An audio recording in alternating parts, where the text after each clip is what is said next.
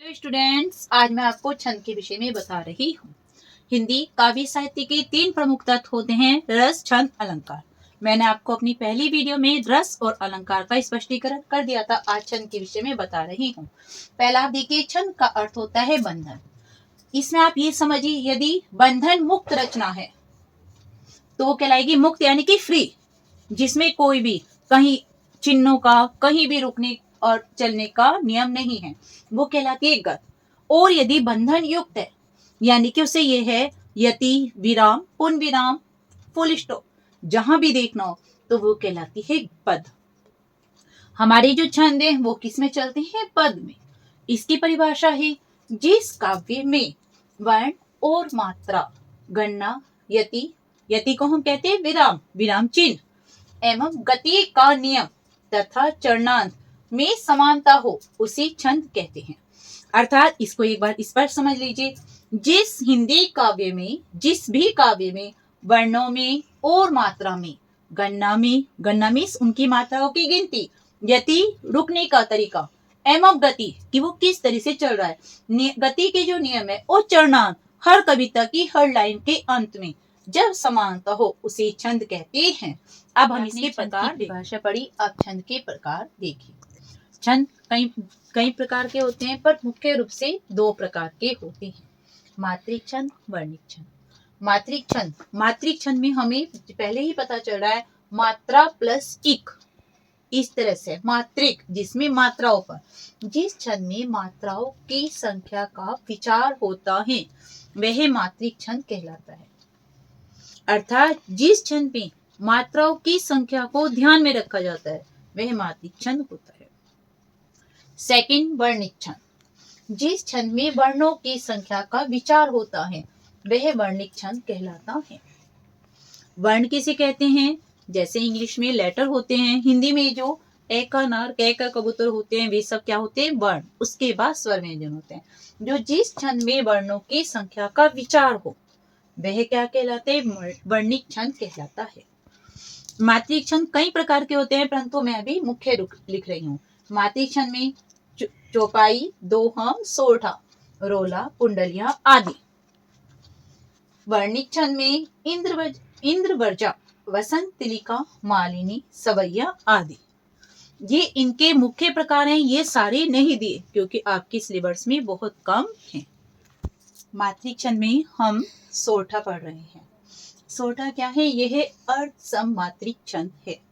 अर्धसम का मीन्स है, अर्ध मीन्स आधा, सम मीन्स समान। अर्थात जिस छंद में आधे में समान मात्राएं हो और आधे में समान हो। इसके प्रथम और तृतीय, प्रथम का मीन्स फर्स्ट और तृतीय का मीन्स थर्ड, चरण में 11-11 मात्राएं तथा द्वितीय एवं चतुर्थ, द्वितीय का मीन्स सेकंड, चतुर्थ का मीन्स फोर्थ, चरण में 13-13 मात्राएं होती हैं।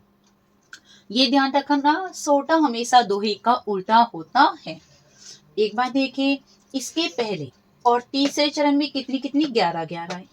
दूसरे और चौथे चरण में 13-13 मात्राएं होंगी। इसके पहले और तीसरे चरण में 11-11 है, दूसरे और चौथे चरण में 13-13 मात्राएं होंगी। इसे आप इस तरह भी देख सकते हैं, 11 + 13 = 24, 11 + 13 = 24। अर्थात पहले और तीसरे चरण में समान, अर्ध सम, आधे में समान और आधे में समान मात्राएं होंगी।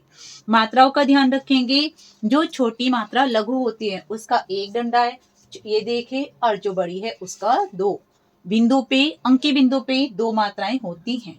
इस तरह से आप काउंट कर लीजिए, 1 2 3 4 5 6 7 8 9 10 11। ये 11 हो गई। 1 2 3 4 5 6 7 8 9 10 11 12 13, ये 13 मात्राएं। 1 2 3 4 5 6 7 8 9 10 11, ये 11 मात्राएं। 1 2 3 4 5 6 7 8 9 10 11 12 13, ये 13 मात्राएं हैं। ये सोरठा छंद की परिभाषा और उदाहरण है, इसे आप आराम से समझ लीजिए। स्टूडेंट्स, अब आपका है रोला छंद। रोला छंद क्या है? यह है सममात्रिक छंद है।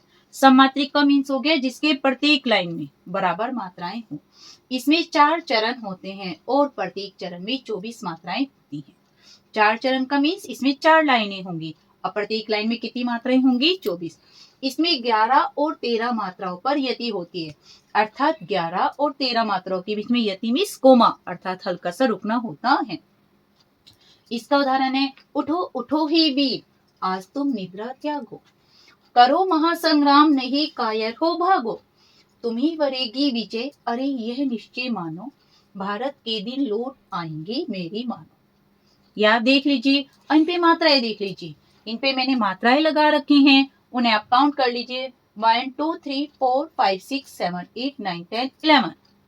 इसी तरह से इधर देखिए, 1 2 3 4 5 6 7 8 9 10 11 12 13, चारों लाइनों में इसी तरह से है। बस आपको ये ध्यान रखना है कि ये जो 1 का चिन्ह है वो एक मात्रा का सिंबल है और जो S का चिन्ह है वो 2 मात्राओं का सिंबल है। इसमें क्या होगा, 11 + 13 = 24। ओके,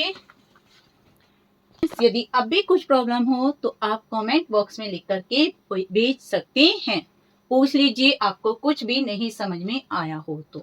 बाद में लाइक और सब्सक्राइब अवश्य कीजिए।